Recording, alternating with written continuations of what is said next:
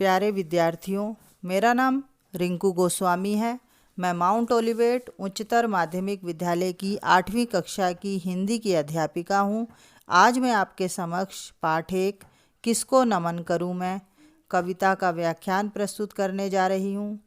आशा करती हूँ कि आप इस कविता को भली भांति समझ पाएंगे। इस कविता के रचयिता श्री रामधारी सिंह दिनकर हैं।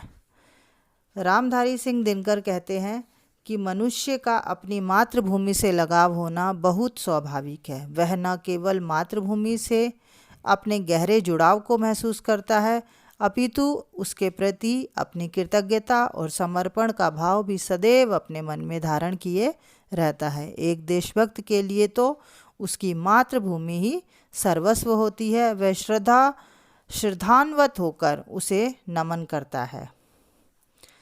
इस कविता में भी रामधारी सिंह दिनकर कुछ इसी असमंजस या दुविधा में फंसे हैं कि मैं अपने भारत देश की वस्तुओं को नमन करूं या फिर अपने आप को नमन करूं, किसको नमन करूं। वह अपने देश से पूछते हैं कि हे देश, मैं किसको नमन करूं। आइए अब हम कविता पढ़ते हैं और कविता के जरिए इस भाव को समझने की कोशिश करते हैं। तुझको या तेरे नदीश गिरी वन को नमन करूँ मैं, मेरे प्यारे देश देह या मन को नमन करूँ मैं, किसको नमन करूँ मैं भारत, किसको नमन करूँ। इस कविता में कवि क्या कहते हैं कि हे भारत देश, तेरे समुद्र को, तेरे पर्वतों को, तेरे वनों को किसको नमन करूँ मैं, क्योंकि ये सभी हमारे लिए पूजनीय हैं। देह को करूं, इस शरीर को करूं या इस मन को करूं जिसमें कि भारत देश के प्रति श्रद्धा के भाव हैं। किसको नमन करूं मैं।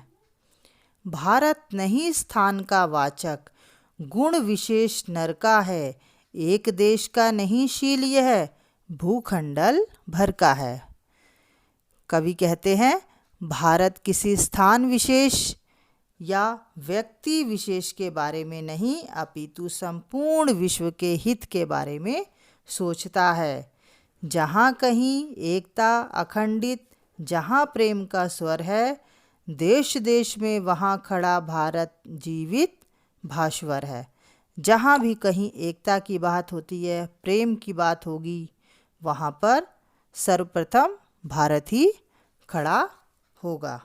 अर्थात कवि कहते हैं कि आखिर में मैं किसको नमन करूं, जहाँ प्रेम अखंडित है या फिर जहाँ प्रेम ही प्रेम है। निखिल विश्व की जन्मभूमि वंदन को नमन करूं मैं, किसको नमन करूं मैं भारत, किसको नमन करूं मैं। कवि कहते हैं कि निखिल विश्व यानी कि संपूर्ण विश्व को नमन करूं या फिर अपनी जन्मभूमि की वंदना करूं मैं। किसको महान समझूं, किसकी वंदना करूं, किसको सर्वप्रथम नमन करूं।